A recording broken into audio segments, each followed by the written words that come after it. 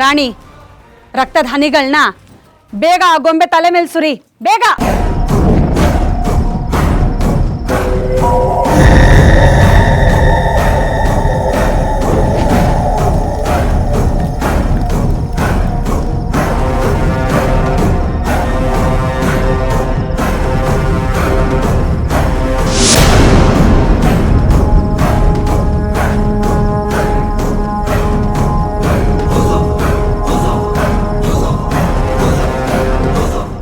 ಏನಾಯ್ತು? ಇಷ್ಟೊತ್ತಿಗೆ ಆತ್ಮದ ಪ್ರವೇಶ ಆಗ್ಬೇಕಾಗಿತ್ತು, ಯಾಕಿನ್ನೂ ಬಂದಿಲ್ಲ? ಶ್ರಾದ್ದ ಮುಗ್ದೋಯ್ತಾ? ಆತ್ಮಕ್ಕೆ ಶಾಂತಿ ಸಿಕ್ಬಿಡ್ತಾ? ಶ್ರಾದ್ದ ಕಾರ್ಯ ಇನ್ನೂ ಮುಗ್ದಿಲ್ಲ, ಅದನ್ನ ಯಾರೋ ಹಾಳು ಮಾಡಿದ್ದಾರೆ.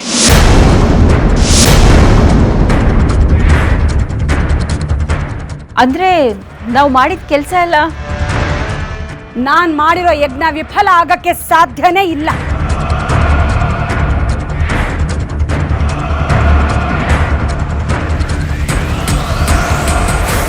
ಇಲ್ಲ, ಶ್ರಾದ್ದ ಕಾರ್ಯದಲ್ಲಿ ತಿಳತರ್ಪಣ ಬಿಟ್ಟ ನಂತರ ಆತ್ಮ ಮುಕ್ತಿ ಹೊಂದತ್ತೆ. ಆ ಸಮಯದಲ್ಲಿ ನಾನು ಚಿರೋ ಆತ್ಮನ ಇಲ್ಲಿಗೆ ಕರೆಸ್ಕೋಬೇಕು ಅಂತ ಕಾದಿದ್ದೆ. ಆದ್ರೆ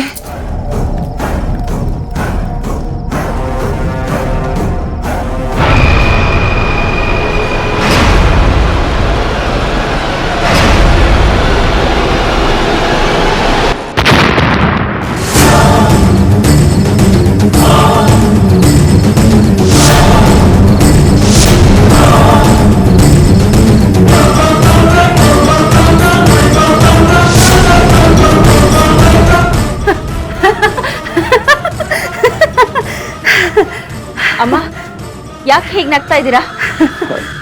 ಏನಾಯ್ತಮ್ಮ? ಆತ್ಮ ಈಗ ಮರು ಜನ್ಮ ಪಡ್ಕೊಂಡಾಗಿದೆ. ನನ್ನ ಯಜ್ಞ ಸಫಲಗೊಂಡಿದೆ.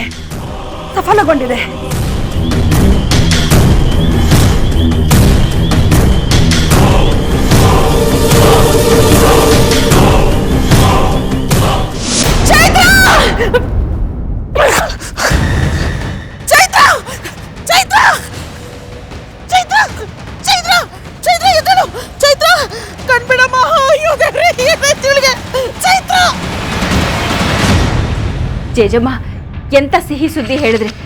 ನೀವು ಹೇಳಿದ್ದನ್ನ ಕೇಳಿ ನನಗೆ ಪಟ್ಟಾಭಿಷೇಕ ಮಾಡಿದಷ್ಟು ಖುಷಿ ಆಯಿತು.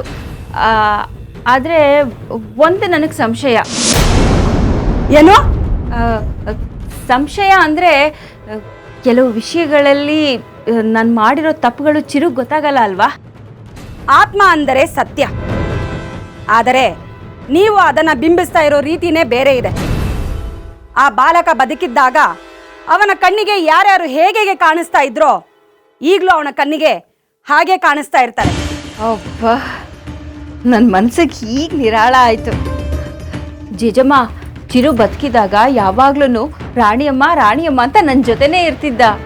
ಅವ್ನು ಸತ್ತ ಮೇಲೆ ಅವನ ಆತ್ಮ ನನ್ನ ಹತ್ರ ಬರಲೇ ಇಲ್ಲ. ಯಾಕೆ ಅನ್ನೋದೇ ನನ್ನ ಮನಸ್ಸಲ್ಲಿ ಕೊರಿತಾ ಇರೋದು. ಸತ್ತ ಮೇಲೆ ಅವನಿಗೆ ಅವನ ತಾಯಿಯ ಬಳಿ ಏನೇನು ಕಳೆದುಕೊಂಡಿದ್ನೋ ಅದನ್ನೆಲ್ಲ ಪಡೆದುಕೊಳ್ಳೋ ಆಸೆ ಮತ್ತೆ ಅವಳ ಮೇಲಿನ ಸೇಡು ಇವೆರಡೂ ಇದೆ. ಈಗ ನೀನು ಮತ್ತೆ ಅವನನ್ನ ಸೆಳೆದುಕೊಳ್ಳೋ ಪ್ರಯತ್ನ ಮಾಡಬೇಕು. ಹೇಗೆ ಜೇಜಮ್ಮ? ಅವನು ಎಲ್ಲಿರ್ತಾನೆ? ಅವನ ಜೊತೆ ಮಾತಾಡೋದಾದ್ರೂ ಹೇಗೆ? ಅವ್ನು ನಮ್ಮ ಕಣ್ಣಿಗೆ ಕಾಣಿಸ್ತಾನಾ?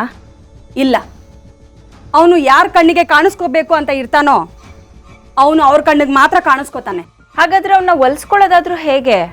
ಇದೆ, ಅದಕ್ಕೂ ಒಂದು ದಾರಿ ಇದೆ. ಅದೇನು ಅಂತ ಹೇಳಿ ಜೇಜಮ್ಮ.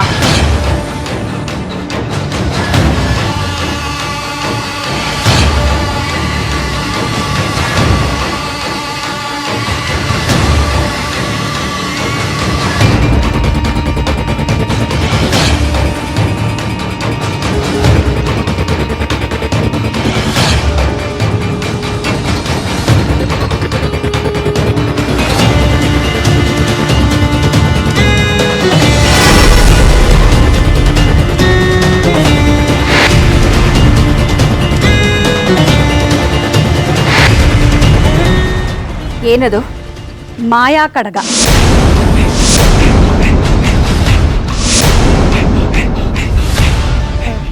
ಇದು ಹೇಗೆ ನಮ್ಮ ಸಹಾಯಕ್ಕೆ ಬರುತ್ತೆ? ಆತ್ಮಗಳ ಜೊತೆ ಸಂಪರ್ಕ ಸಾಧಿಸೋದಕ್ಕೆ ಇಟ್ಕೊಂಡಿರೋ ಕಡಗ ಇದು. 200 ವರ್ಷ ಹಳೇದು. ಈಗ ನಾನು ಇದನ್ನು ನಿಮಗೆ ಕೊಡ್ತೀನಿ. ಚಿರು ಮನೆಗೆ ಬಂದಾಗ ನಿಮಗೇನಾದರೂ ಅನುಮಾನ ಬಂದರೆ ನೀವು ಇದರಿಂದ ನೋಡಿದಾಗ ಚಿರು ಇರೋ ಜಾಗ ನಿಮಗೆ ಕಾಣತ್ತೆ. ಆಗ ನೀವು ಚಿರು ಜೊತೆ ಮಾತಾಡ್ಬೋದು. ಇದನ್ನು ಹೊರತುಪಡಿಸಿ ಚಿರು ನಿಮಗೆ ಬರಿಗಣ್ಣಲ್ಲಿ ಕಾಣಲ್ಲ. ತಗೊಳ್ಳಿ.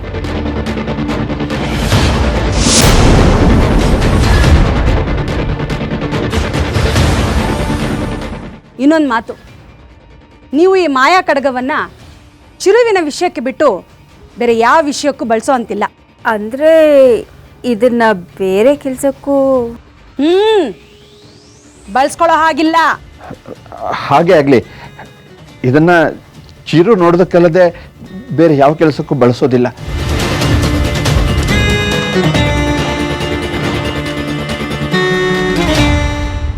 ರಾಯರೇ, ದುಷ್ಟ ಶಕ್ತಿಯ ಅಟ್ಟಹಾಸಕ್ಕೆ ಶಿಷ್ಟ ಶಕ್ತಿ ಶಿಕ್ಷೆ ಕೊಡೋದು ನ್ಯಾಯ. ಆದರೆ ಇದು ಮಗು, ಏನು ಅರಿಯದ ಮಗು. ಇವಳಿಗೆ ಈ ರೀತಿ ಆಗೋದು ನ್ಯಾಯ ಅಲ್ಲ ರಾಯರೇ. ಏನಾದರೂ ಮಾಡಿ ಇವಳನ್ನ ಕಾಪಾಡಿ. ಇವಳ ಜವಾಬ್ದಾರಿ ನಂದಾಗಿತ್ತು.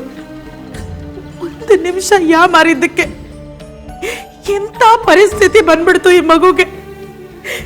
ನಿಮ್ ಕೈ ಮುಗಿತೀನಿ ರಾಯರೇ. ಚಂದ್ರಪುಟ್ಟಂಗೇನು ಆಗ್ಬಾರ್ದು. ಕಾಪಾಡಿ ಕಾಪಾಡಿ.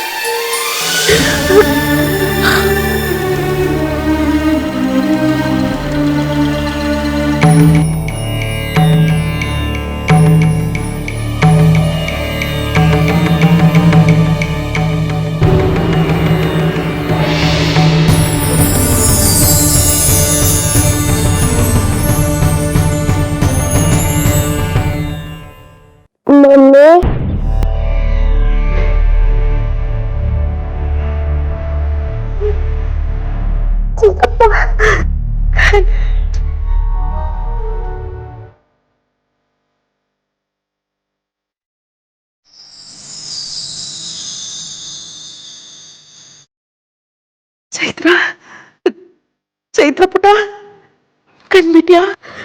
ಮಾತಂಗಿ ನೀನ? ಇಲ್ಲ ಪುಟ, ನಾನು ಅದಲ್ಲ, ಅದು ಬೇರೆ.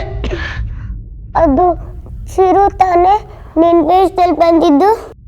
ಹೌದು ಪುಟ. ಚಿರು ನನ್ನನ್ನ ಸಾಯ್ಸಕ್ ಬಂದಿದ್ದ ಅಲ್ವಾ? ಚಿಚಿ, ಹಾಗೆಲ್ಲ ಮಾತಾಡ್ಬೇಡ. ಹೆದರ್ಕೋಬೇಡ, ನಿನ್ಗೇನು ಆಗಲ್ಲ. ಆ ರಾಯರು ನಿನ್ನ ಬದುಕಿಸ್ಬಿಟ್ರು.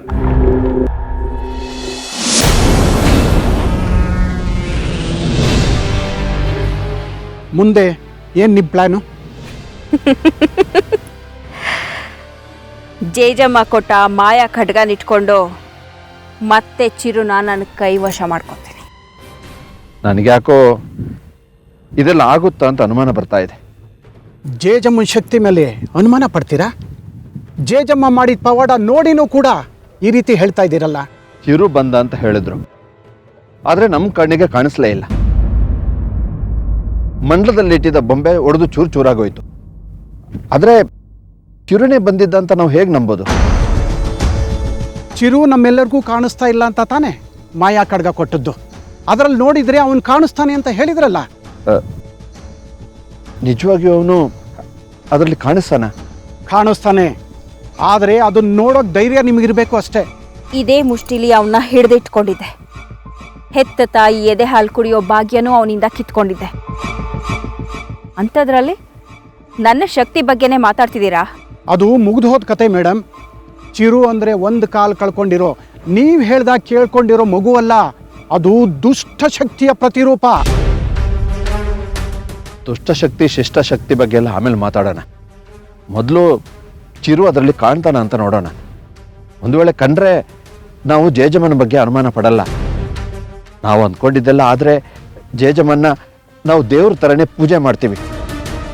ಪೂಜೆಗೆ ಸಿದ್ಧತೆ ಮಾಡ್ಕೊಳ್ಳೋ ಕಾಲ ಬರುತ್ತೆ ಬಿಡಿ.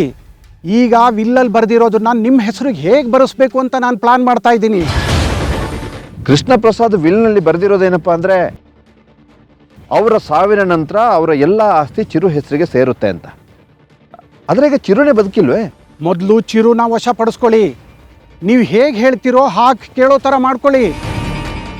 ಅಷ್ಟ್ರಲ್ಲಿ ಕೃಷ್ಣ ಪ್ರಸಾದ್ ಏನಾದರೂ ಕಣ್ಣಿಗೆ ಬಿದ್ದರೆ ಅವನನ್ನು ಅಂದರೆ ಸಾಯಿಸ್ಬಿಡೋದು ಅಂತಲ್ಲ? Yes, you are right. ಸರಿ, ನಾವಿಷ್ಟು ಪ್ಲಾನ್ ಮಾಡಿದ್ದೀವಿ ಅಂತ ಹೊರಗ್ನವ್ರಿಗಾಗ್ಲಿ ಮನೆಯವ್ರಿಗಾಗ್ಲಿ ಗೊತ್ತಾಗಬಾರ್ದು. ಗೊತ್ತಾದರೆ ನಾವು ಕಂಬಿ ಹಿಂದೆ ನಿಂತ್ಕೋಬೇಕಾಗತ್ತೆ.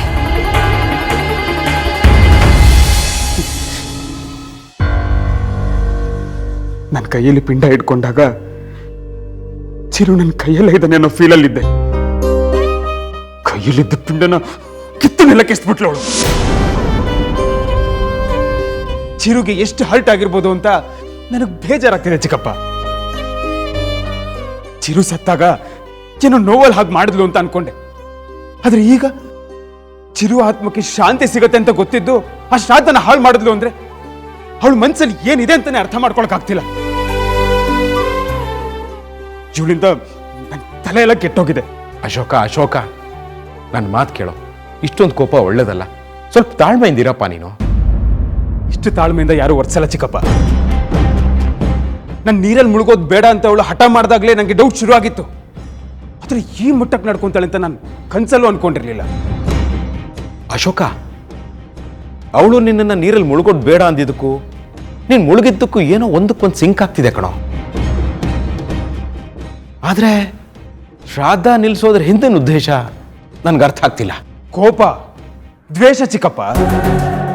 ಚಿರು ಇವಳ ಜೊತೆ ಸರಿಯಾಗಿ ಮಾತಾಡ್ತಿರ್ಲಿಲ್ವಲ್ಲ, ಅದಕ್ಕೆ ಅವ್ನು ಕಂಡ್ರೆ ಕೋಪ ಇವಳಿಗೆ. ಅಶೋಕ, ಆರ್ತಿ ಚಿರು ನನ್ನ ಜೊತೆ ಮಾತಾಡ್ತಾ ಇಲ್ಲ ಅಂತ ಕೊರಗೋದನ್ನ ನಾನು ನೋಡಿದ್ದೀನಪ್ಪ.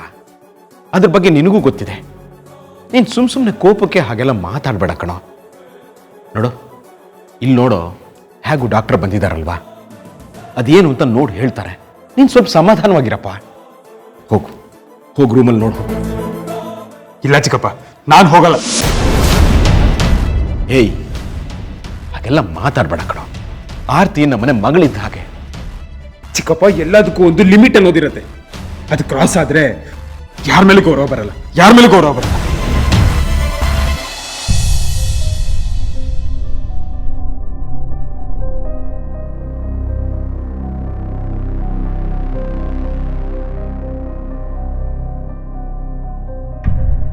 ಡಾಕ್ಟರ್, ಆರ್ತಿಗೆ ಏನಾಗಿದೆ? ಬನ್ನಿ ಹೇಳ್ತೀನಿ.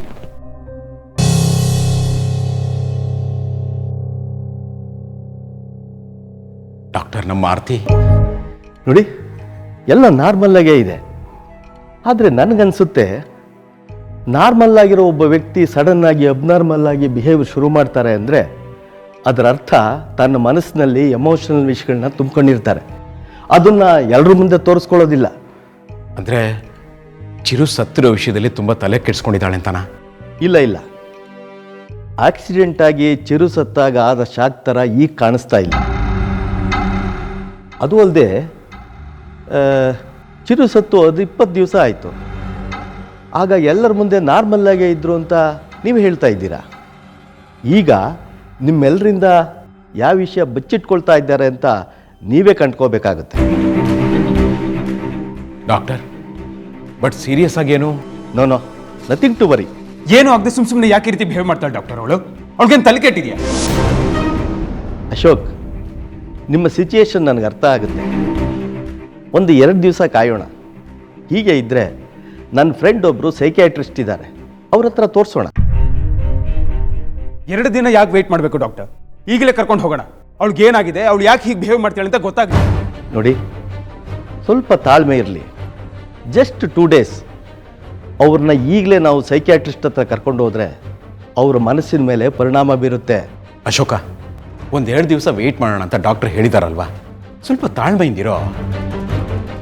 ಸರಿ, ಹಾಗಾದರೆ ನಾನು ಬರ್ತೀನಿ. ಏನಾದರೂ ಇದ್ದರೆ ಫೋನ್ ಮಾಡಿ. Thank you doctor. ಅಶೋಕಣ್ಣ ಇಷ್ಟರ ಮಟ್ಟಿಗೆ ಕೋಪ ಮಾಡ್ಕೊಂಡಿದ್ದಾರೆ ಅಂದರೆ ಪರಿಸ್ಥಿತಿ ಮಿತಿ ಮೀರೋ ಸಾಧ್ಯತೆ ಇದೆ.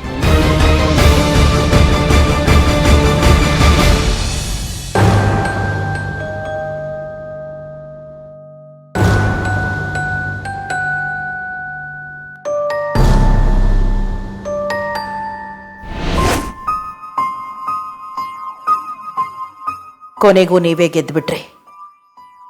ನಿಮ್ಮ ಹಠನ ನೀವು ಸಾಧಿಸ್ಬಿಟ್ರಿ. ಮಗ ಅನ್ನೋ ಕುರುಡು ಮಮತೆ ಕಟ್ಟಿಬಿದ್ದು ಇಡೀ ಮನೆಯವ್ರನ್ನ ಎದುರಾಕೊಂಡ್ರಿ. ಇಡೀ ಮನೆಯವರು ನಿಮ್ಮ ವಿರುದ್ಧ ಎಲ್ಲಿ ತಿರುಗಿ ಬೀಳ್ತಾರೋ ಅನ್ನೋ ಸಂಕಟ ನನಗೆ. ಅಶೋಕಣ್ಣ ನಿಮ್ಮ ಮೇಲೆ ಎಷ್ಟು ವಿಶ್ವಾಸ ಇಟ್ಟಿದ್ರು, ಎಲ್ಲ ಕಳ್ಕೊಂಬಿಟ್ರು. ಗಂಡ ಹೆಂಡತಿ ಅಂದರೆ ಹೀಗಿರಬೇಕು ಅಂತ ಮಾದರಿ ಜೋಡಿಯಾಗಿದ್ರಿ. ಆ ಜೋಡಿ ಎಲ್ಲಿ ಒಡೆದು ಹೋಗುತ್ತೋ ಅನ್ನೋ ಸಂಕಟ ನನಗೆ. ಮಾಡಿದ ಶ್ರಮ ಎಲ್ಲ ವ್ಯರ್ಥ ಆಗೋಯ್ತು ಅಂತ ಮನೆಯವರು ನಿಮ್ಮ ಮೇಲೆ ಕಿಡಿಕಾರ್ತಾ ಇದ್ದಾರೆ. ಹೇಗಿದನ್ನೆಲ್ಲ ನಿಭಾಯಿಸ್ತೀರಾ ಅಮ್ಮೋರೆ? ಒಂದು ಪಕ್ಷ ಮನೆಯವರೆಲ್ಲ ನಿಮ್ಮ ಮೇಲೆ ಕೋಪ ಮಾಡಿಕೊಂಡು ನಿಮ್ಮ ಬಗ್ಗೆ ಮಾತಾಡಿದ್ರು ಅದನ್ನು ಸಹಿಸ್ಕೋಬೋದು. ಆದರೆ ಅಶೋಕಣ್ಣ ನಿಮ್ಮನ್ನು ಎಷ್ಟು ಪ್ರೀತಿ ಮಾಡ್ತಾರೆ. ಅವರು ನಿಮ್ಮ ಮೇಲೆ ಕೋಪ ಮಾಡಿಕೊಂಡು ಎಲ್ಲಿ ನಿಮ್ಮ ಬಗ್ಗೆ ತಪ್ಪು ತಿಳ್ಕೊತಾರೆ, ನಿಮ್ಮಿಬ್ಬರು ಜೋಡಿ ಒಡೆದು ಹೋಗುತ್ತೆ ಅನ್ನೋ ಭಯ ಕಾಡ್ತಾ ಇದೆ ನನಗೆ. ಗಿಣಿಗೆ ಹೇಳ್ದಾಗ ಹೇಳ್ದೆ, ನೀವಿವತ್ತು ಒಂದು ದಿನ ಸುಮ್ಮನೆ ಆಗ್ಬಿಟ್ಟಿದ್ರೆ ಚೆನ್ನಾಗಿರೋದು. ಆದರೆ ಇನ್ಮುಂದೆ